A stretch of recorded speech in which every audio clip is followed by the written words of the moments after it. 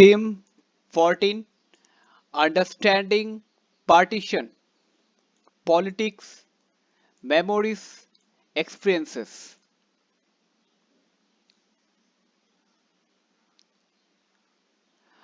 Partitions uprooted millions, transforming them into refugees, forcing them to begin life from scratch in new lands.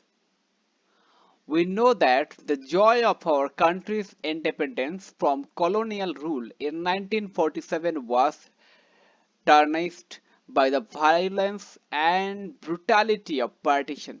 The partition of British India into the sovereign states of India and Pakistan, with its western and eastern wings, led to many sudden developments.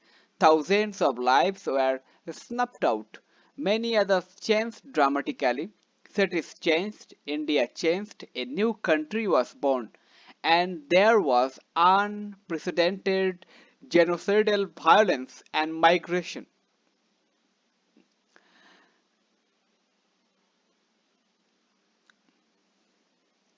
This chapter will examine the history of partition, why and how it happens, as well as the harrowing experience of ordinary people during the period 1946 to 50 and beyond.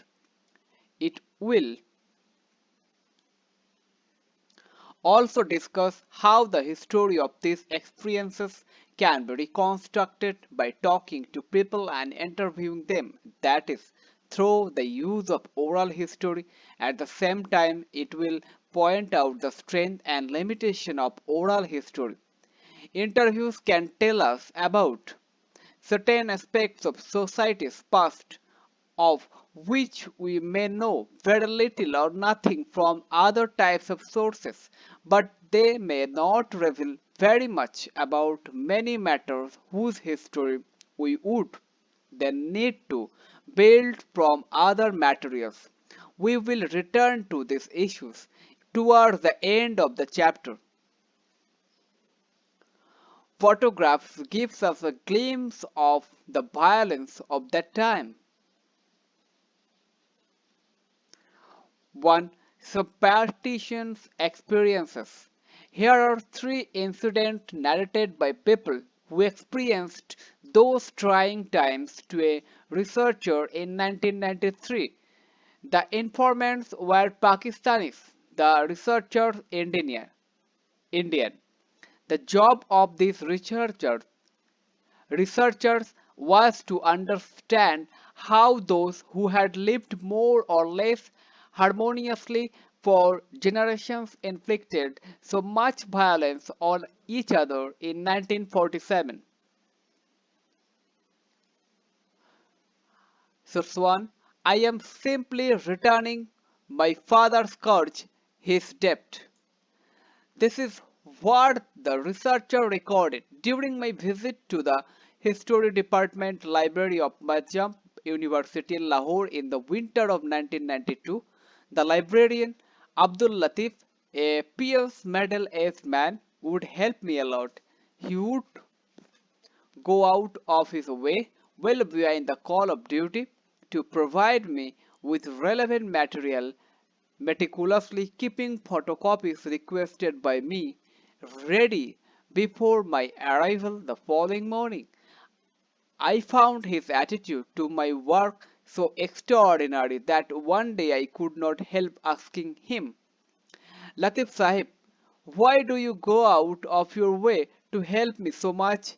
Latif Sahib glanced at his watch, grabbed his Namaji topi, and said, I must go for Namaz right now, but I will answer your question on my return.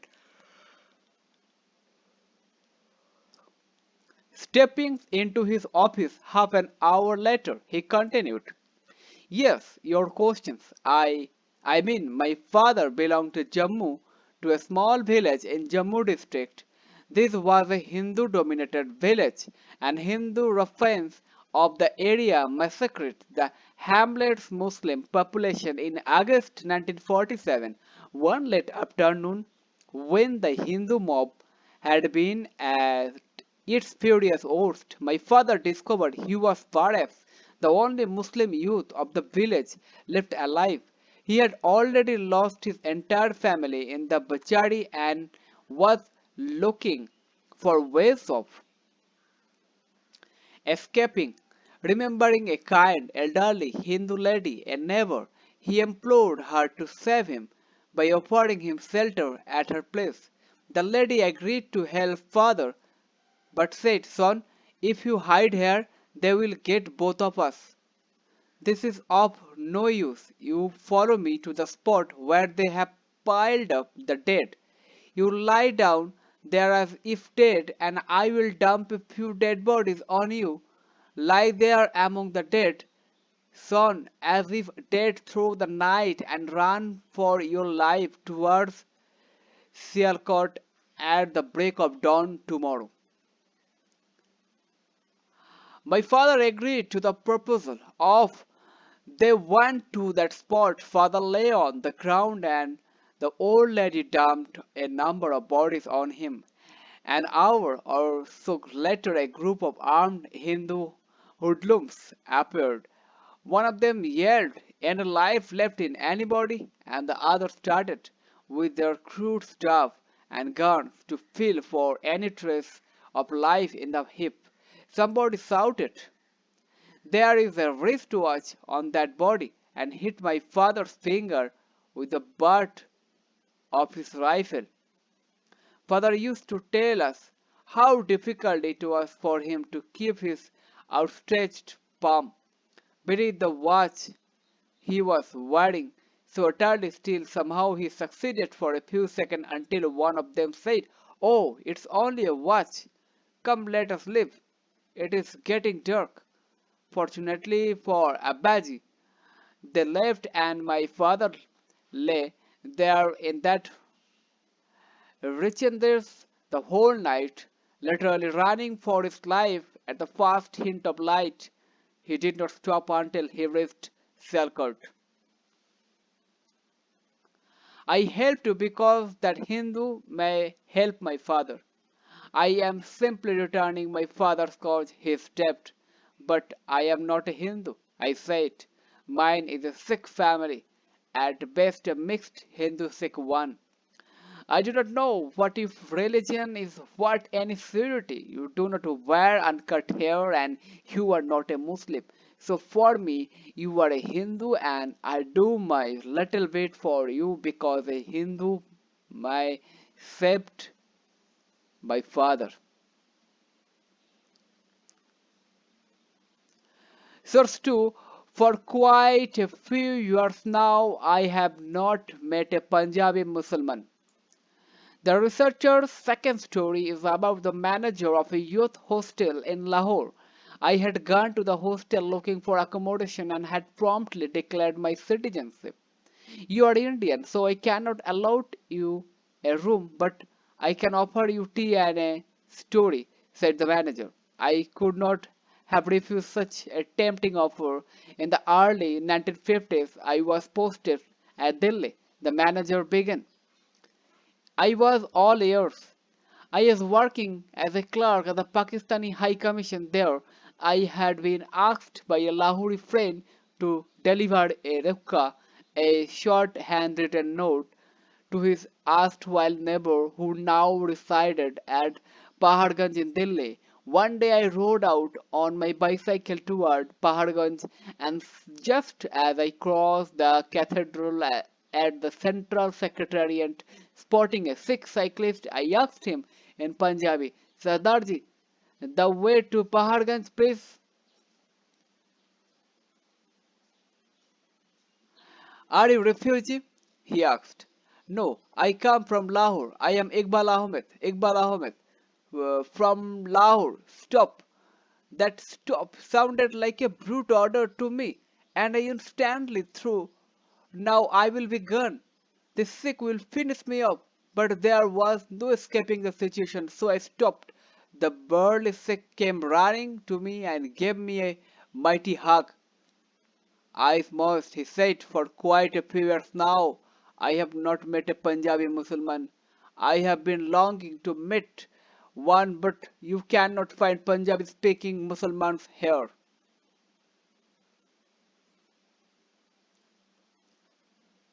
Over 10 million people were uprooted from their homelands and forced to migrate.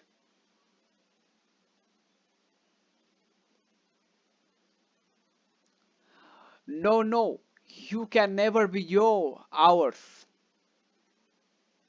This is the third story the researcher related.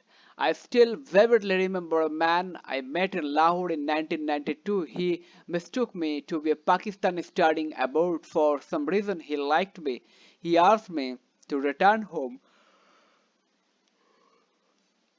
after completing my studies to serve the Qam means nation. I told him I shall do so, but at some stage in the conversation, I added that my citizenship happens to be Indian.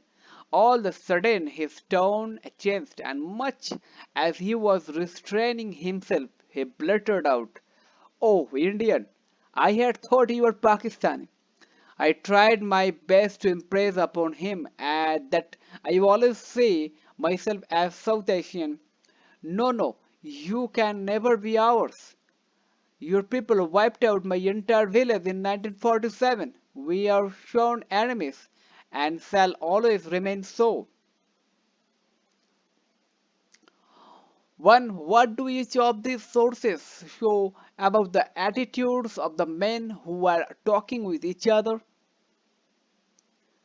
Two, what do you think these stories reveal about the different memories that people carried about partitions? 3. How did the men identify themselves and one another? Comment this. Discuss. Assesses the value of such stories in writing about partition. Comment this. To a momentous marker, partition or Holocaust. The narrative just presents a point to the pervasive violence that characterized partition. Several 100,000 people were killed and innumerable women raped and abducted. Millions were uprooted, transformed into refugees. In alien lands, it is impossible to arrive at any accurate estimate of casualties. Informed and scholarly guesses vary from 2 lakhs to 5 lakh people. In all probability, some 15 million had to move across hastily constructed frontiers separating India and Pakistan. As they stumbled across these shadow lines, the boundaries between the two new states were not officially known until 2 days after formal independence. They were rendered homeless, having suddenly lost all their immovable property and most of their movable assets. Separated from many of their relatives and friends as well, torn asunder from their moorings, from their houses, fields, and fortunes, from their childhood memories, the stripped of their local or regional cultures, they were forced to begin picking up their life from scratch. One cards with families and belongings, 1947.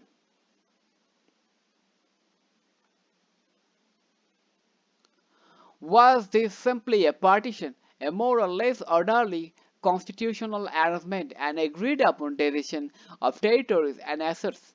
Or should it be called a 16-month civil war, recognizing that there were well organized forces on both sides and concerted attempts to wipe out entire population as enemies? The survivors themselves have often spoken of 1947 through other word masala, martial law, maramari means killings, and raula or hullar means disturbance, tumult, uproar.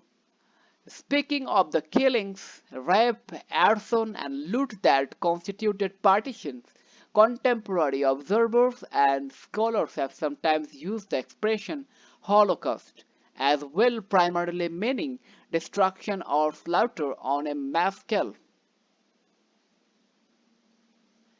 Is this use appropriate? You would have read about the German Holocaust under the Nazis in class 9. The term Holocaust, in a sense, captured the gravity of what happened in the subcontinent in 1947, something that the mild term partition hides. It also helps to focus on why partition, like the Holocaust in Germany, is remembered and referred to in our contemporary concern so much. Yet differences between the two events should not be overlooked. In 1947-48, the subcontinent did not witness any state-driven examination, as was the case with Nazi Germany, where various modern techniques of control and organization had been used. The ethnic cleansing that characterized the partition of India was carried out by self-styled representatives of religious communities rather than by state agencies. The power of stereotypes. India haters in Pakistan and Pakistan haters in India are both products of partition. At times, some people mistakenly believe that the loyalties of Indian Muslims lie with Pakistan. The stereotype of extraterritorial pan-Islamic loyalties confused with other highly objectionable ideas. Muslims are cruel, bigoted, unclean, descendants of invader, while Hindus are kind, liberal, pure, children of the invaded.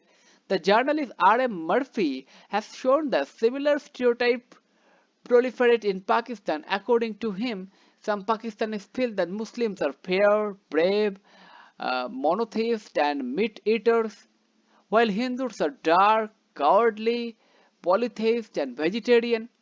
Some of these stereotypes predate partition, but there is no doubt that they were immensely strengthened because of 1947.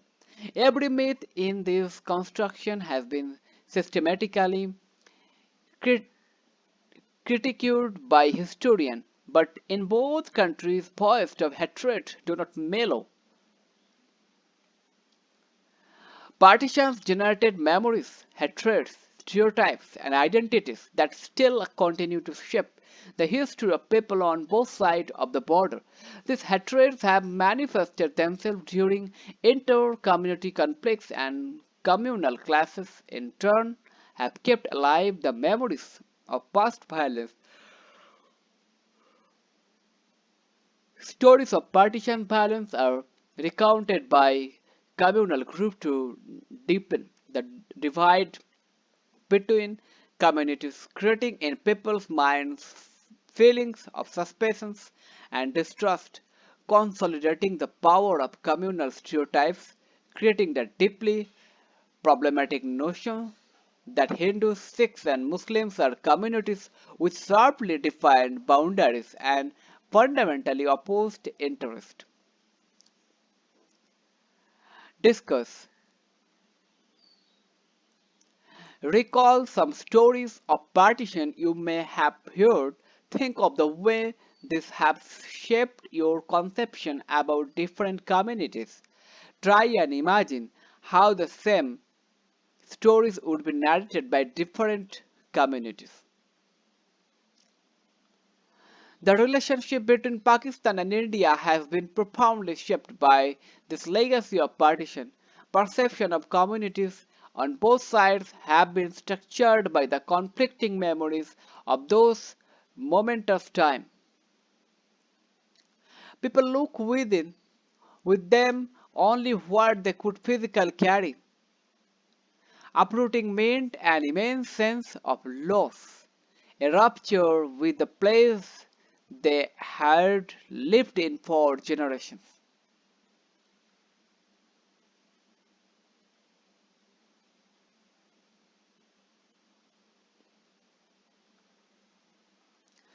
3. Why and how did partition happen? Culminating point of a long history.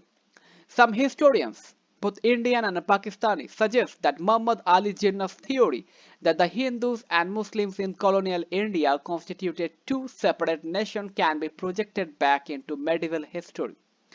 They emphasize that the events of 1947 were intimately connected to the long history of Hindu-Muslim conflict throughout medieval and modern times, such as argument does not recognize that the history of conflicts between communities has coexisted with a long history of sharing and of mutual culture exchange. It also does not take into account the changing circumstances that shape people's thinking.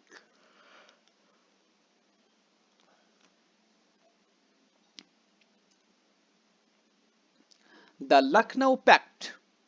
The Lucknow Pact of December 1916 was an understanding between the Congress and the Muslim League, controlled by the UP-based Young Party, whereby the Congress accepted separate electorates. The pact provided a joint political platform for the moderates, radicals, and the Muslim League. Some scholars see partition as a culmination of a communal politics that started developing in the opening decades of the 20th century. They suggested that separate electorates for Muslims created by the colonial government in 1909 and expanded in 1919 crucially shaped the nature of communal politics. Separate electorates meant that Muslims could now elect their own representative in designated constituencies. This created a temptation for politicians working within the system to use sectarian slogans and gather a following by distributing favors to their own religious group. Religious identifies thus acquired a functional use within a modern political system, and the logic of electoral politics depended and hardened these identities. Community identities no longer indicated simple difference in faith and belief. They came to mean active opposition and hostility between communities. However, while separate electorates did have a profound impact on Indian politics, we should be careful not to emphasize their significance or to see partition as a logical outcome of their working. Arya Samaj, a North Indian Hindu reform organization of the late 19th and early 20th centuries, particularly active in the Punjab, which sought to revive Vedic learning and combine it with modern education in the sciences.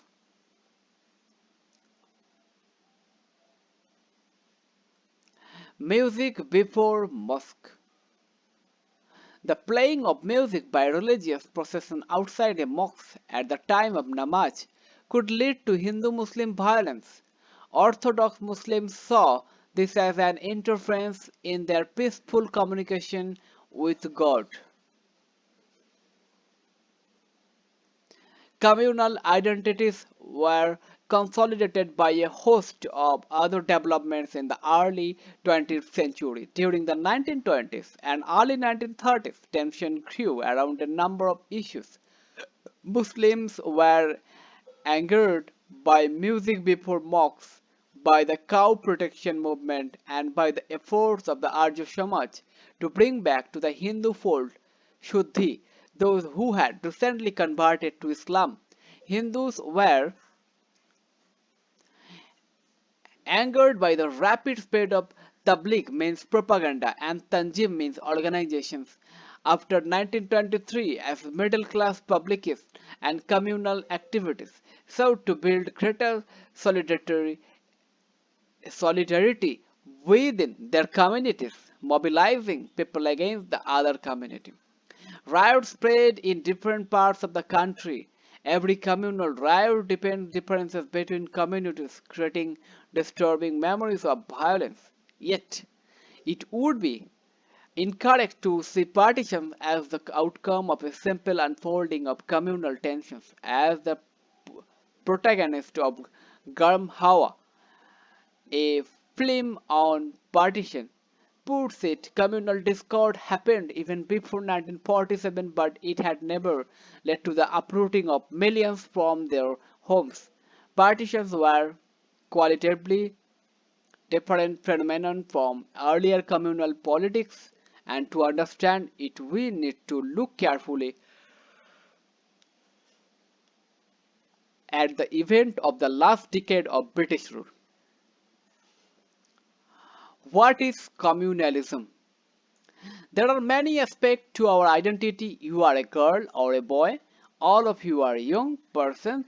You belong to a certain village, city, district, or state and speak certain languages. You are Indians, but you are also world citizens.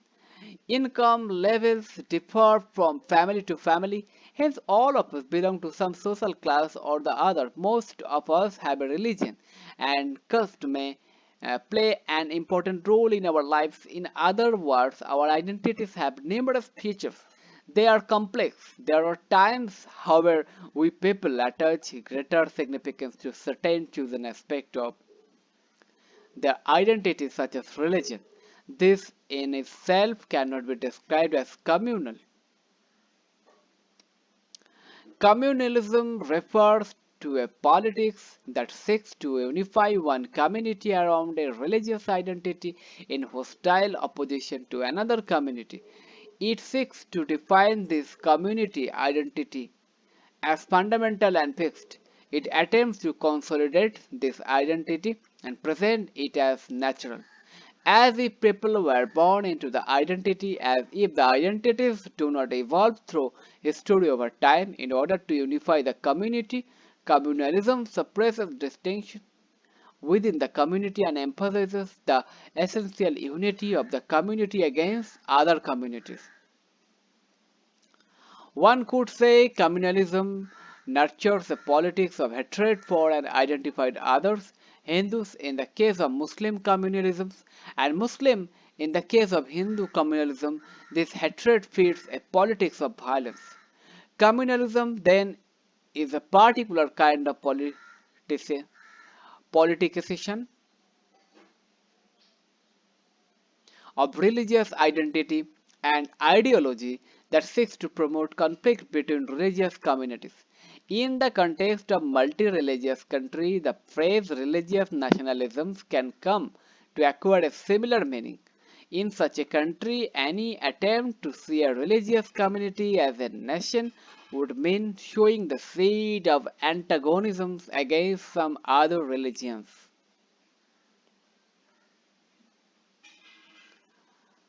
The Muslim League initially floated in Dhaka. In 1906, the Muslim League was quickly taken over by UP-based Muslim elite. The party began to make demands for autonomy for the Muslim majority areas of the subcontinent and or Pakistan in the 1940s. The provincial elections of 1937 and the Congress ministries. In 1937, the elections to the provincial legislatures were held for the first time. Only about 10 to 12% of the population enjoyed the right to vote.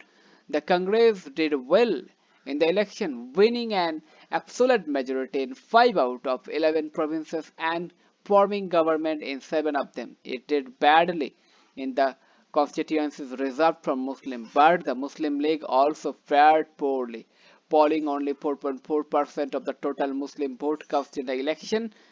The League failed to win a single seat in the Northwest Frontier Province (NWFP) and could capture only 2 out of 84 reserved constituencies in the Punjab and 3 out of 33 in Sindh. In the United Provinces, the Muslim League wanted to form a joint government with the Congress. The Congress had won an absolute majority in the provinces, so it rejected the offer. Some scholars argued that this rejection convinced the League that if India remained united, then Muslims would find it difficult to gain political power because they would remain a minority, the League assumed, of course, that only a Muslim party could represent Muslim interest and that the Congress was essentially a Hindu party, but Jinnah's insistence that the League be recognized as the sole spokesman of Muslim could convinced few at the time. Though popular in the United States provinces, Bombay and Madras, social support for the League was still fairly weak in three of the provinces from which Pakistan was to be carved out just 10 years later: Bengal, the NWFP, and the Punjab. Even in Sindh, it failed to form a government. It was from this point onward that the League doubled its effort at expanding its social support. The Congress ministries also contributed to the widening rift in the United Provinces for a coalition government, partly because the League tended to support landlordism, which the Congress wished to abolish. All the party had not yet taken any concrete steps in the direction, nor did the Congress achieve any substantial gains in the Muslim mass contact program it launched.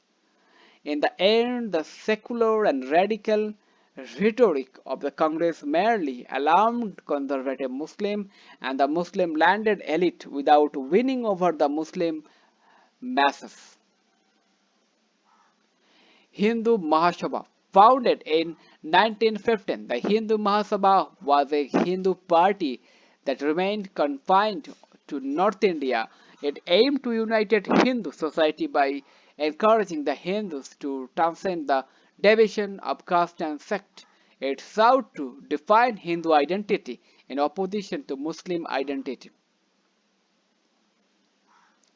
Moreover, while the leading Congress leaders in the late 1930s insisted more than ever before on the need for secularism, these ideas were by no means universally shared lower down in the party hierarchy or even by all Congress ministers. Maulana Azad, an important Congress leader, pointed out in 1937 that members of the Congress were not allowed to join the League. Yet congressmen were active in the Hindu Mahasabha,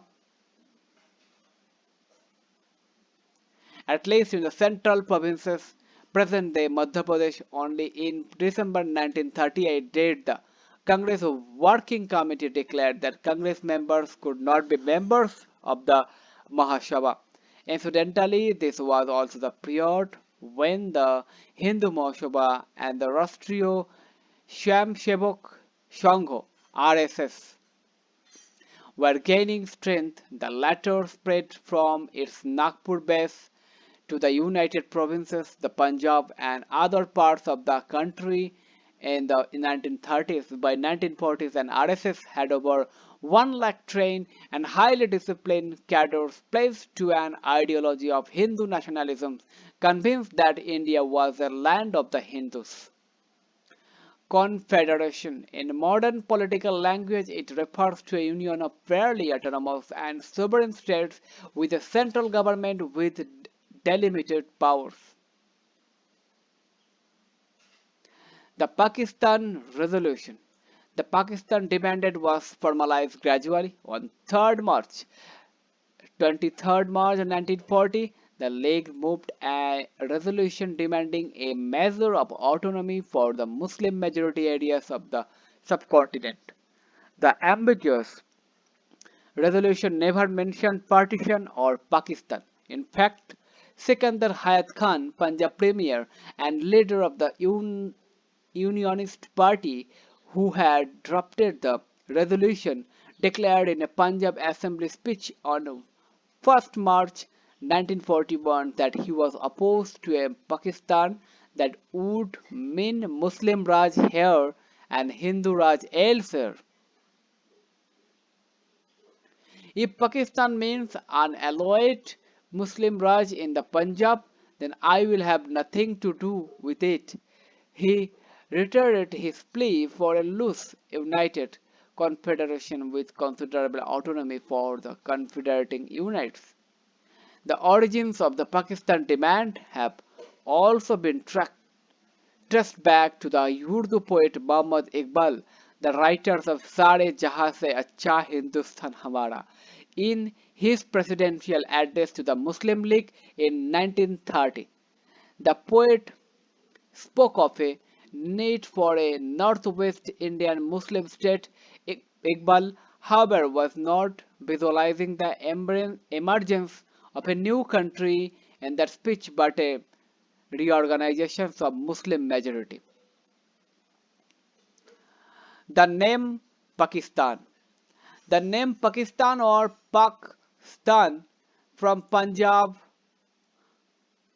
P, Afghan A, Kashmir K, Sindh S, and Balochistan Tan was coined by a Punjabi Muslim student at Cambridge, Chaudhry Rahmat Ali, who in pamphlets written in 1933 and 1935 desired a separate national status for this new entity. No one took Rahmat Ali seriously in the 1930s list of all the League and other Muslim leaders who dismissed his idea merely as a student's dream. Areas in northwestern India into an autonomous unit within a single, loosely structured Indian federation. The Muslim League resolution of 1940. The League's resolutions of 1940 demanded the geographically contiguous units are demarcated into regions which should be so constituted with such territorial readjustment as may be necessary that the areas in which the Muslims are numerically in a majority as in the northwestern and eastern zones of India should be grouped to constitute independent states in which the constituent units shall be autonomous and sovereign. What was the League demanding? Was it demanding Pakistan as we know it today? Comment is. The suddenness of partition. We have seen that the League itself was vague about its demand in 1940. There was a very short time, just 7 years, between the first formal articulations of the demand of a measure of autonomy for the Muslim majority areas of the subcontinent and partition. No one knew what the creation of Pakistan meant and how it might shape people's lives in the future. Many who migrated from their homelands in 1947 thought they would return as soon as peace prevailed again. Initially, even Muslim leaders did not seriously raise the demand for Pakistan as a sovereign state. In the beginning, Jinnah himself may have seen the Pakistan idea as a bargaining counter useful for blocking possible British concession to the Congress and gaining additional favors for the Muslims. The pressure of the Second World War on the British delayed negotiation for independence for some time. Nonetheless, it was the massive Quiet India movement which started in 1942 and persisted despite intense repression that brought the British Raj to its knees and compelled its officials to open a dialogue with Indian parties regarding a possible transfer of power. Post-war developments. When negotiations were begun again in 1945, the British agreed to create an entirely Indian Central Executive Council, except for the Viceroy and the Commander-in-Chief of the Armed Forces as a preliminary steps toward full independence. Discussion about the transfer of power broke down due to Jinnah's unrelenting demand that the League had an absolute right to choose all the Muslim members of the Executive Council and that there should be a kind of communal veto in the Council, with the decision opposed by Muslims needing a two-third majority. Given the existing political situation, the League's first demand was quite extraordinary for a large section of the nationalist Muslim supported the Congress. Its delegation for this discussion was headed by Maulana Azad, and in was Punjab members of the Unionist Party were Mahatma Gandhi with Muhammad Ali Jinnah before a meeting with the Viceroy in November 1939.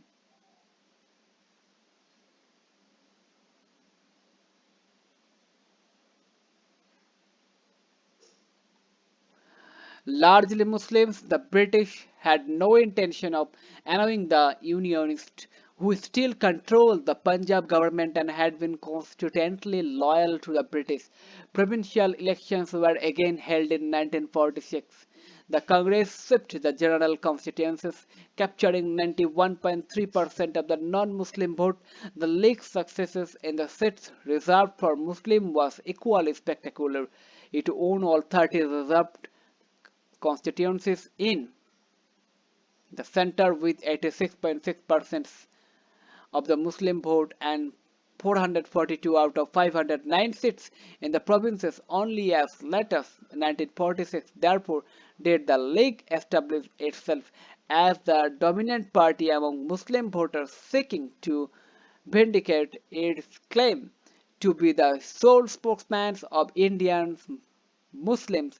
You will, however, recall that the franchise was extremely limited. About 10 to 12% of the population enjoyed to the right to vote in the provincial election and a mere 1% in the elections for the Central Assembly. Unionist Party, a political party representing the interest of landholders, Hindu, Muslim and Sikh in the Punjab. The party was particularly powerful during the period 1923 to 47. A possible alternative to partition. In March 1946, the British cabinet sent a three-member mission to Delhi to examine the League's demand and to suggest a suitable political framework for a free India. The cabinet mission toured the country for 3 months and recommended a loose three-tier confederation. India was to remain united. It was to have a weak central government controlling only foreign affairs, defense and communications, with the existing provincial assemblies being grouped into three sections while electing the constituent assemblies. Section A for the Hindu majority provinces, Section B and C for the Muslim majority provinces, for the northwest and the northeast including Assam respectively. The section or groups of provinces would comprise various regional units. They would have the power to set up intermediate level executives and legislatures of their own. Initially, all the major parties accepted this plan, but the agreement was short-lived because it was based on mutually opposed interpretations of the plan. The League wanted the grouping to be compulsory, with Sections B and C developing into strong entities with the right to secede from the Union in the future. The Congress wanted that provinces be given the right to join a group. It was not satisfied with the mission's clarification that grouping would be compulsory at first, but provinces would have the right to opt out after the constitution had been finalized and new election held in accordance with it. Ultimately, therefore, neither the League nor the Congress agreed to the cabinet mission's proposal. This was a most crucial juncture because after the partition became more or less inevitable, with most of the Congress leaders agreeing to it. Seeing it as tragic but unavoidable, only Mahatma Gandhi and Khan Abdul Ghaffar Khan of the NWFP continued to firmly oppose the idea of partition. Secede means to withdraw formally from an association or organization. Mahatma Gandhi in the NWF October 1938 with Khan Abdul Ghaffar Khan, who came to be known as Frontier Gandhi, Susila Nagar, Susila Nayar and Amuta Salim.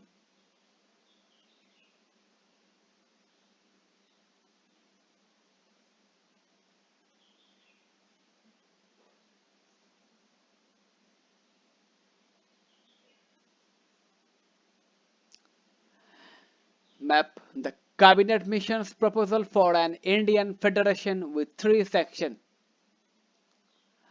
Green, Section B and C, Muslim majority areas of 1941.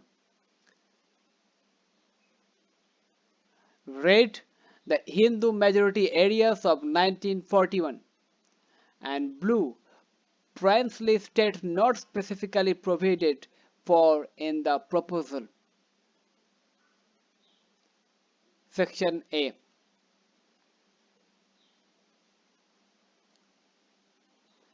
A voice in the wilderness. Mahatma Gandhi knew that he was a voice in the wilderness, but he nevertheless continued to oppose the idea of partition. But what a tragic change we see today. I wish the day came again when Hindus and Muslims will do nothing without mutual consolation.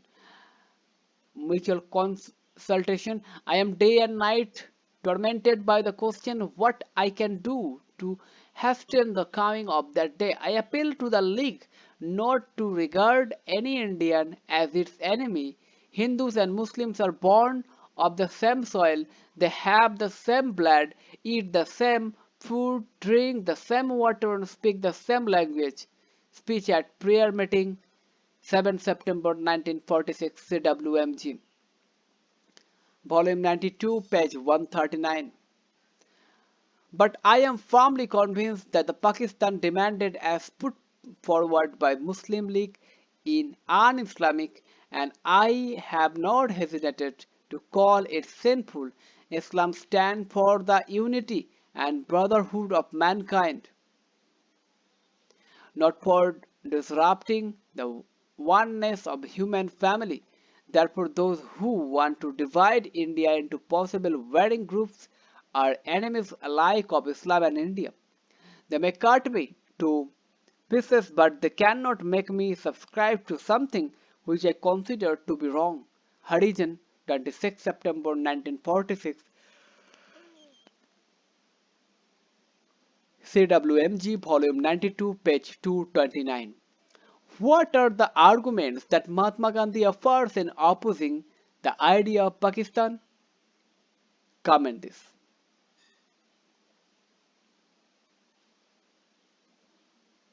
Rioters armed with iron rods and lathis on the street of Calcutta, August 1946.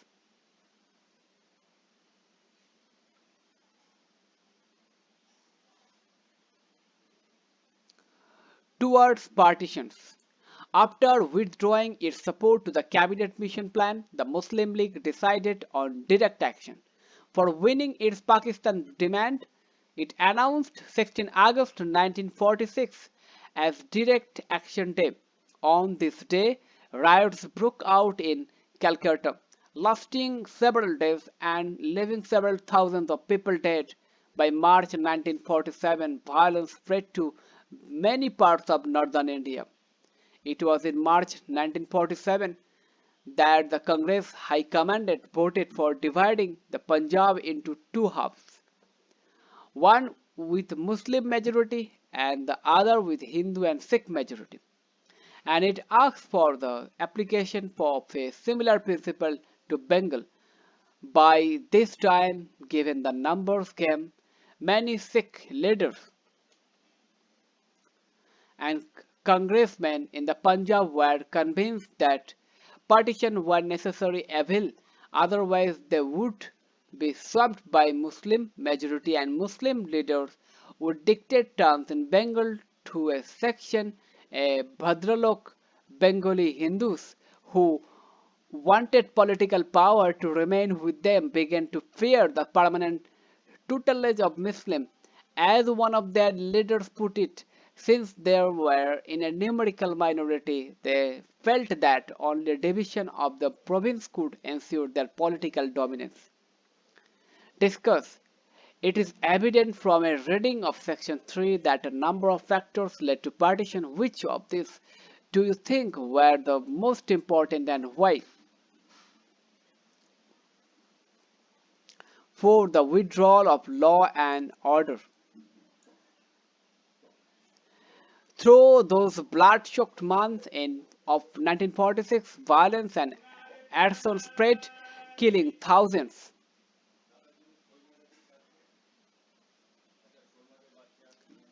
The bloodbath continued for about a year from March 1947 onward.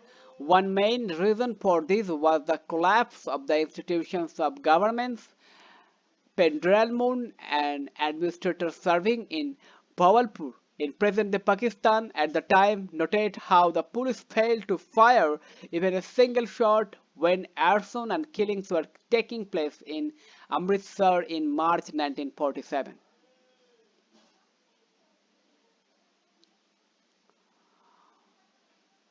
Without a shot being fired. This is what Moon wrote. For over 24 hours, riots mobs were allowed to rage through this great commercial city unchallenged and unchecked. The finest badgers were burned to the ground without a shot being fired to disperse the incendiaries, that is, those who stripped up conflict. The district magistrate marched his large police force into the city and marched it out again without making any effective use of it at all. Amritsar district became the scene of bloodshed later in the year when there was a complete breakdown of authority in the city. British officials did not know how to handle the situation. They were unwilling to take decision and hesitant to intervene. When panic-stricken people appealed for help, British officials asked them to contact Mahatma Gandhi, Jawaharlal Nehru, Vallabhbhai Patel or M.A. Jinnah. Nobody knew who could exercise authority and power. The top leadership of the Indian parties bearing Mahatma Gandhi were involved in negotiations regarding independence. While many Indian civil servants in the affected provinces feared for their own lives and property, the British were busy preparing to quit India. Problems are compounded because Indian soldiers and policemen came to act as Hindus, Muslims or Sikh, as communal tension mounted. The professional commitment of those in uniform could not be relied upon. In many places, not only did policemen help their co-religionists, but they also attacked members of other communities. The one-man army. Amidst all the turmoil, the one man's valiant efforts at restoring communal harmony bore fruit. The 77-year-old Gandhiji decided to stake his all in a bid to vindicate his lifelong principle of non-violence and his conviction that people's heart could be changed. He moved from the villages of Noakhali in East Bengal, present-day Bangladesh, in the villages of Bihar, and then to the riot-torn slums of Calcutta and Delhi in a heroic effort to stop Hindus and Muslims kills each other, careful everywhere to resource the minority community. In October 1946, Muslims in East Bengal targeted Hindus. Gandhiji visited the area, toured the villages on foot, and persuaded the local Muslims to guarantee the safety of Hindus. Similarly, in other places such as Delhi, he tried to build a spirit of mutual trust, and villagers of Noakhali hoped for a glimpse of Mahatma Gandhi.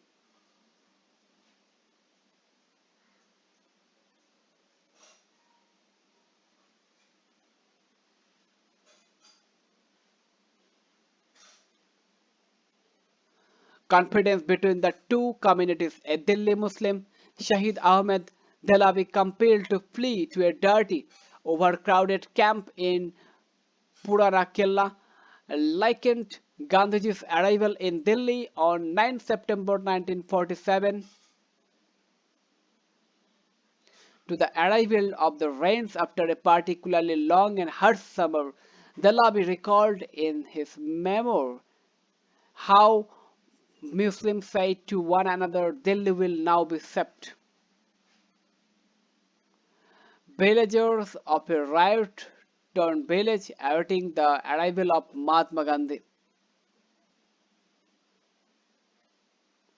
On 28 November 1947, on the occasions of Guru Nanak's birthday, when Gandhiji went to address a meeting of Sikh at Gurudwara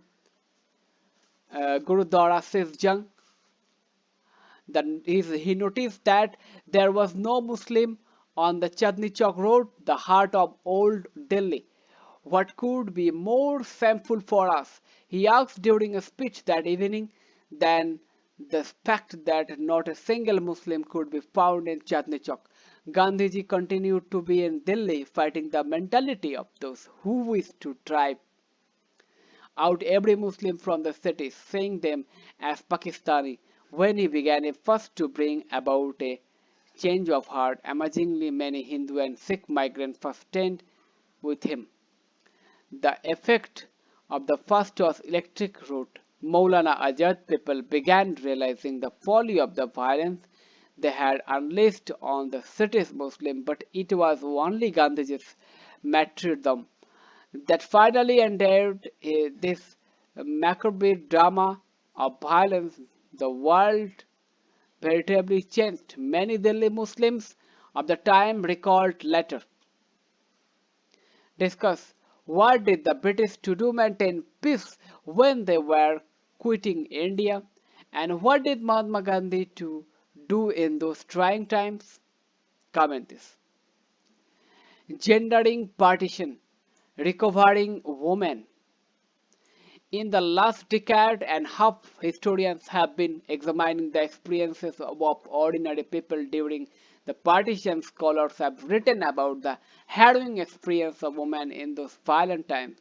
Women were raped, abducted, sold, often many times over, forced to settle down to a new life with strangers in unknown circumstances, deeply traumatized by all that they had undergone. Some began to develop new family bonds in their changed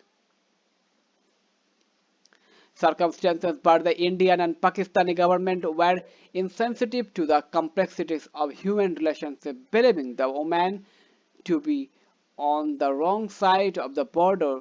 They now tore them away from their new relatives and sent them back to their earlier families or locations. They did not consult the concerned women, undermining their right to take decisions regarding their own lives. According to own estimates, 30,000 women were recovered overall, 22,000 Muslim women in India, and 8,000 Hindu and Sikh women in Pakistan in an operation that ended as late as 1954. Women console each other as they hear of the death of their family members. Males died in large numbers in the violence of rioting.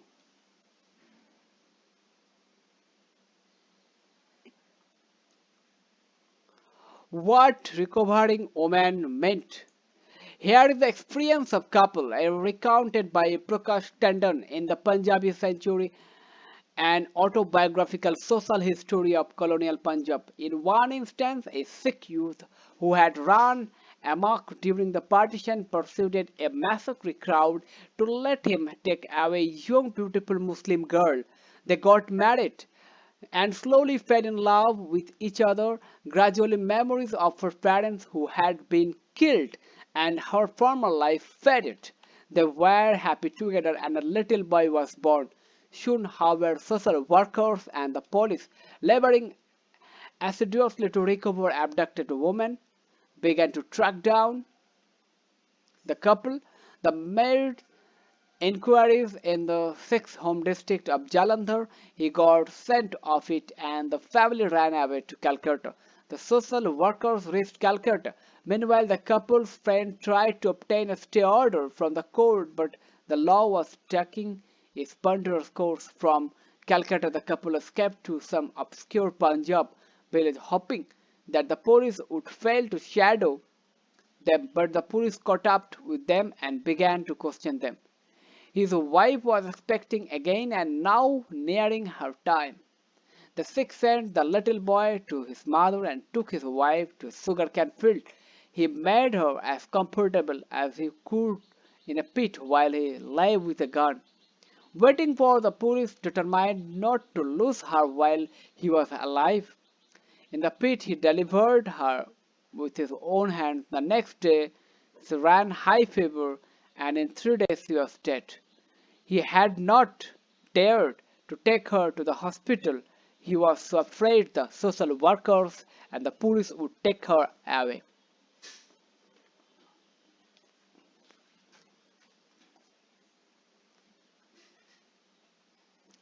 Preserving honor. Scholars have also shown how ideas of preserving community honor came into play in this period of extreme physical and physiological danger. This notion of honor drew upon a conception of masculinity defined as ownership of a jan means woman and jamin means land, a notion of considerable antiquity in North Indian peasant society. Virility, it was believed, lay in the ability to protect your possession, jan and jamin, from being appropriated by outsiders, and quite frequently conflict ensued over these two prime possessions. Often enough, women internalized the same value. At times, therefore, when the men feared that their woman, wives, daughter, sister would be violated by the enemy, they killed the women themselves. Urvasi Butalia, in her book The Other Side of Silence, narrates one such gruesome incident in the village of Thua Khalsa, Rawalpindi district. During partition in the Sikh village, 90 women are said to have voluntarily jumped into a well rather than fall into enemy hands. The migrant refugees from this village still commemorate the event at the Gurudwara in Delhi, referring to the deaths as martyrdom, not suicide. They believe that men at that time had a courageously accepted the decision of women and in some cases even persuaded the women to kill themselves. On 13 March every year, when their martyrdom is celebrated, the incident is recounted to an audience of men, women, and children. Women are exhorted to remember the sacrifice and bravery of their sisters and to cast themselves in the same mold. For the community of survivors, the remembrance ritual helps keep the memory alive. What such rituals do not seek to remember, however, are the stories of all those who did not wish to die and had to end their lives against their will. Discuss. What ideas led to the death and suffering of so many innocent women during the partition? Why did the Indian and Pakistani government agree to exchange their women? Do you think they were right in doing so? Comment this. 6. Regional variations. The experiences of ordinary people we have been discussing so far relate to the northwestern part of the subcontinent. What are the partitions like in Bengal, Uttar Pradesh, Bihar, Central India, and the Deccan? While carnage occurred in Calcutta and Noakhali in 1946, the partition was most bloody and destructive in the Punjab. The near total displacement of Hindus and Sikhs eastward into India from West Punjab and of almost all Punjabi-speaking Muslims to Pakistan happened in a relatively short period of 2 years between 1946 and 1948. Many Muslim families of Uttar Pradesh, Bihar, Madhya Pradesh, and Hyderabad in Andhra Pradesh continued to migrate to Pakistan through the 1950s and early 1960s. Although many choose to remain in India, most of these Urdu-speaking people, known as Muhajirs, means migrants in Pakistan, moved to the Karachi, Hyderabad regions and Sindh. In Bengal, the migration was even more protracted, with people moving across a prosperous border. This also meant that the Bengali division produced a process of separating that may have been less concentrated but was agonizing. Furthermore, unlike the Punjab, the exchange of population in Bengal was not near total. Many Bengali Hindus remained in East Pakistan while many Bengali Muslims continued to live in West Bengal. Finally, Bengali Muslim East Pakistanis rejected Jinnah's two-nation theory through political actions, breaking away from Pakistan and creating Bangladesh in 1971 to 72.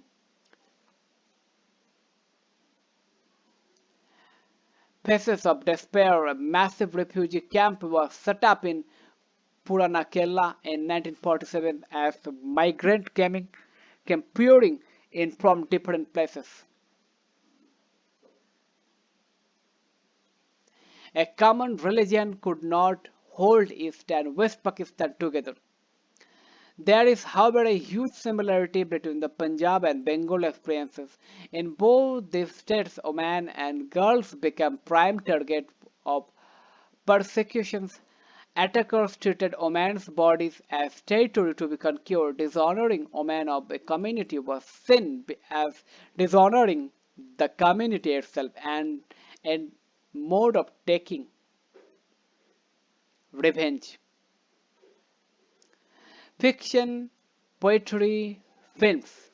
Are you familiar with any short stories, novels, poems, or films about partitions? More often than not, partition literature and films represent this cataclysmic event in more insightful ways than do the works of historians.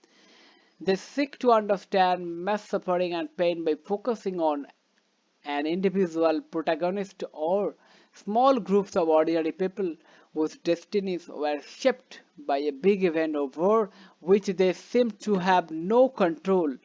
They record the anguish and the ambiguities of the time, the incomprehensible choices that many were confronted with. They register a sense of shock and bewilderment at the scale and magnitude of the violence, at human debasement and depravity. They also speak of hope and of the ways in which people overcome adversity.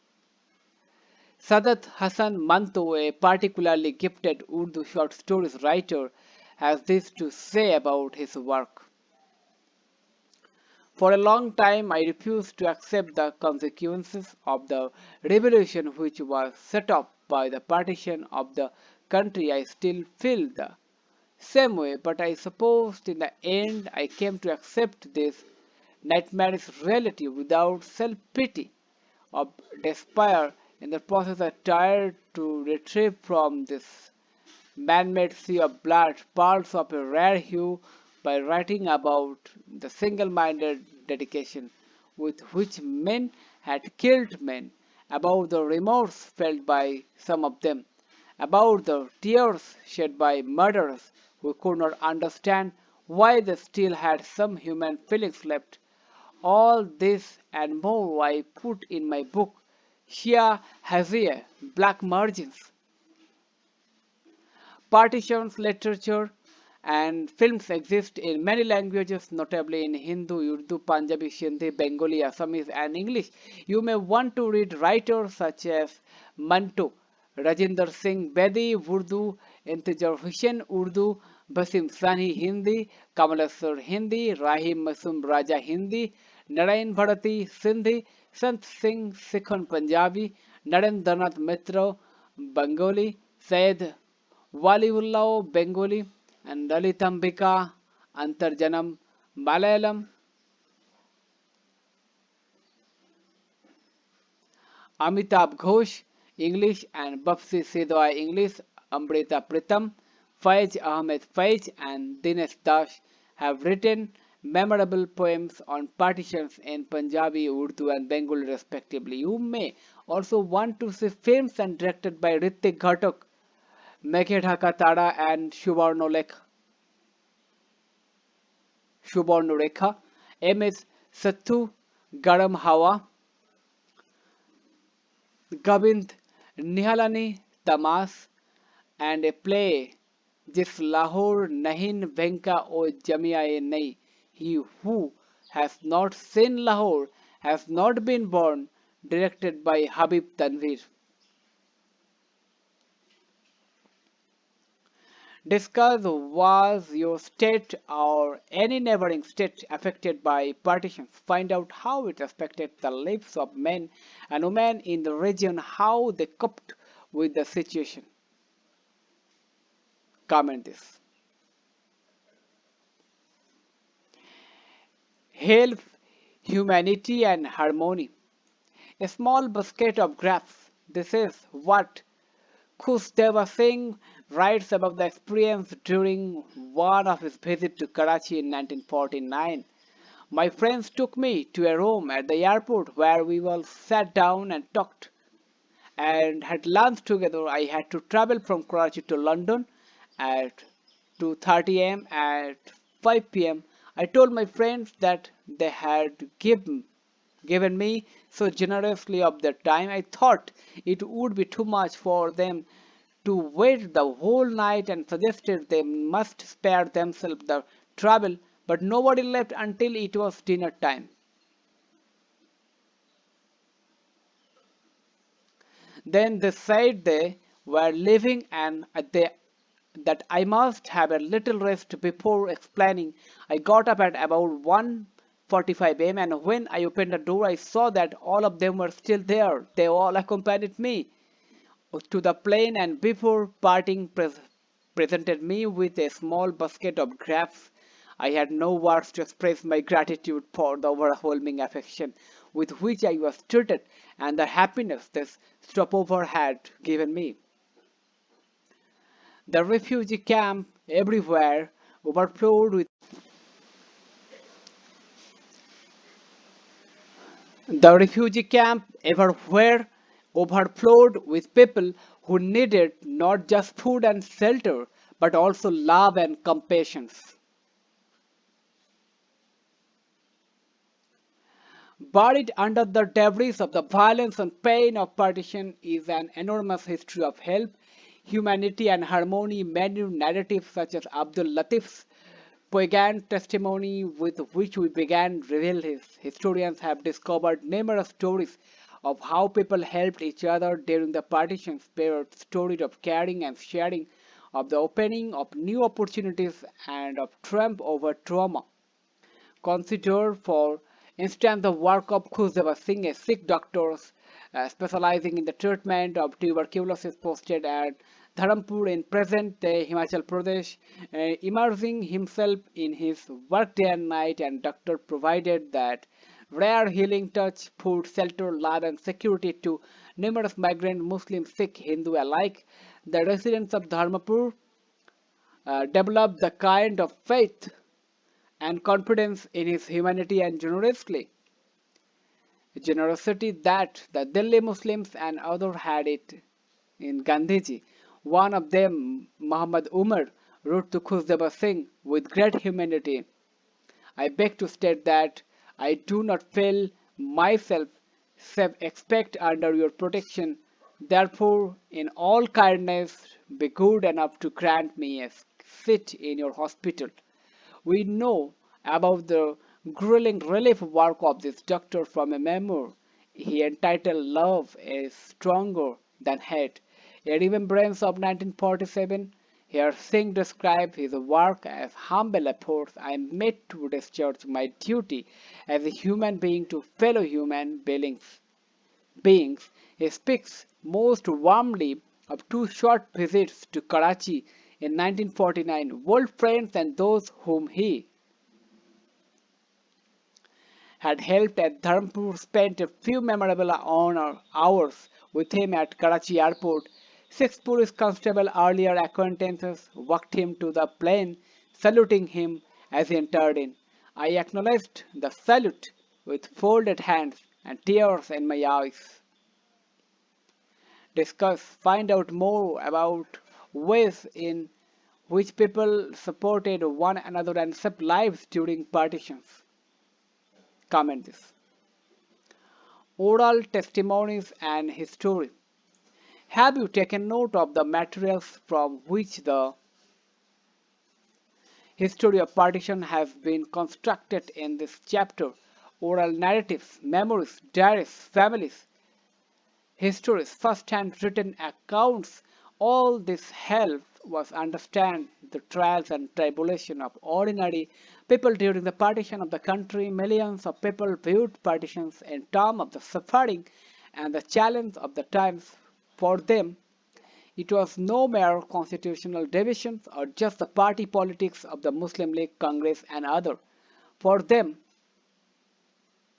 it was no mere constitutional division or just the party politics of the Muslim League, Congresses and others. For them, it means the unexpected alteration in life as it unfolded between 1946 and 1950 and beyond, requiring psychological, emotional and social adjustment as with the Holocaust in Germany. We should understand partition not simply as a political event but also through the meaning attached to it by those who lived it. Memories and experiences shape the reality of an event. One of the strengths of personal reminiscence, one of type of oral source, is that it helps us grasp experiences and memories in detail. It enables historians to write richly textured, vivid accounts of what happens to people during events such as partitions. It is impossible to extract this kind of information from government documents. The latter deal with policy and party matters and various state-sponsored schemes. In the case of partition, government reports and files as well as the personal writings of its high-level functionaries throw ample light and negotiations between the British and the major political parties about the future of India or on the rehabilitation of refugees. They tell us little, however, about the day-to-day experiences of those affected by the government's decision to divide the country. Oral history also allows historians to broaden the boundaries of their discipline by rescuing from oblivion the lived experiences of the poor and the powerless, those of, say, Abdul Latif's father, the Oman of Thua Khalsa, the refugee who retailed wheat at wholesale prices, eking out a paltry living by selling the ghani bag in which the wheat came. A middle-class Bengali widow band double over road-lying work in Bihar, a Peshwari trader who thought it was wonderful to land a petty job in Cuttack upon migrating to India, but asked where is Cuttack? Is it on the upper side of Hindustan or the lower? We have not quite heard of it before the Peshawar. Thus, moving beyond the actions of the well-off and the well-known, the oral history of partition has succeeded in exploring the experiences of those men and women whose existence has hitherto been ignored, taken for granted or mentioned only in passing in the mainstream history. This is significant because the history that we read often regard the life and work of the mass of the people in the past as inaccessible or unimportant. Yet many historians still remain uh, skeptical of oral history. They dismiss it because oral data seem to lack concreteness and the chronology they yield may be imprecise. Historians argue that the uniqueness of personal experiences makes generalization difficult. A large picture cannot be built from such micro evidence, and one witnesses is no witness. They also think oral accounts are concerned with tangential issues and that the small individual experiences which remain in memory are irrelevant to the unfolding of larger processes of history. However, with regard to events such as the partition in India and the Holocaust in Germany, there is no dearth of testimony about the different forms of distress that numerous people faced, so there is ample evidence to figure out trends, to point out exceptions by comparing statements, oral or written, by corroborating what they yield with findings from the other sources, and by being vigilant about internal contradiction. Historians can weigh the reliability of a given piece of evidence. Furthermore, if history has to accord presence to the ordinary and powerless, then the oral history of partitions is not concerned with tangential matters. The experiences it relies are central to the story so much so that oral resources should be used to check out other sources, and vice versa. Different types of sources have to be tapped for answering different types of questions. Government report, for instance, will tell us of the number of recovered women exchanged by the Indian and Pakistani states. By it is the women who will tell us about their suffering. We must realize, however, the oral data on partitions are not automatically or easily available. They have to be obtained through interviews that need to be combined empathy with tact. In this context, one of the first difficult is the protagonist may not want to talk about intensely personal experiences. Why, for instances, would a woman who has been raped want to disclose a tragedy to a total stranger? Interviewers have to often avoid inquiring into personal traumas. They have to build considerable rapport with response before they can be obtained in depth and meaningful data. Then there are problems of memory, what people remembered or forgot about an event when they are interviewed a few decades later will depend in part on their experience of the intervening years and on what has happened to their communities and nation during those years. The oral historians face the daunting task of having to save the actual experiences of partitions from a web of constructed memories.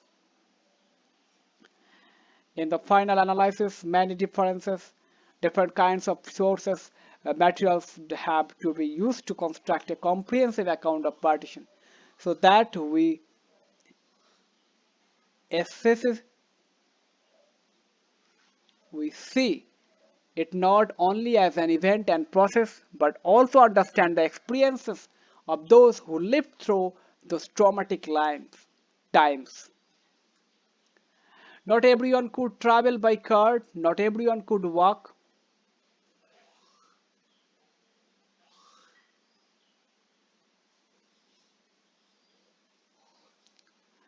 Timeline 1930.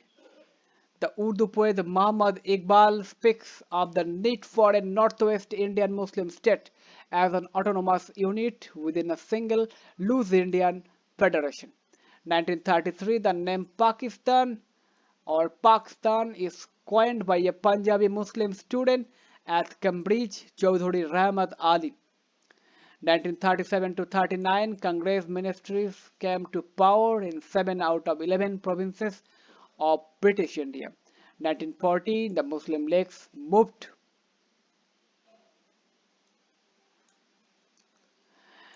a resolution of Lahore demanding a massive of autonomy for the Muslim majority areas. 1946 elections are held in the provinces. The Congress wins massively in the general constitutes. The League's successes in the Muslim seat is equally spectacular. March to June, the British cabinet sends a three-member of cabinet missions to Delhi. August, the Muslim League decides on direct action for winning Pakistan. 16 August, violence break out between Hindu Sikhs and Muslims in Calcutta, lasting several days and leaving several thousands people dead. March 1947, the Congress High Commission command votes for dividing the Punjab into Muslim majority and Hindu Sikh majority halves and asks for the application of similar principle to Bengal. The British begin to quit India. 14-15 August 1947, Pakistan is formed. India gains independence. Mahatma Gandhi tour Noakhali in East Bengal to restore communal harmony. Answer in 100 to 150 words. Comment this. Write a short essay 250 to 300 words on the following. Comment this. Map work. On an outline map of South Asia, marked out section A, B and C of the Cabinet Mission proposal. How is this map different from the political map of present-day South Asia? Comment this. Project, choose 1. 11. Find out about ethnic violence that led to the partition of Yugoslavia. Compare your findings with what you have read about partitions in this chapter. Comment this. 12. Find out whether there are any communities that have migrated to your city, town, village or any nearby place. Your area may even have people who migrated to it during partition. Interview members of such communities and summarize your findings in a report. Ask people about the place they came from, the reasons for their migrations and their experiences. Also find out what changes the area witnessed as a result of the migration.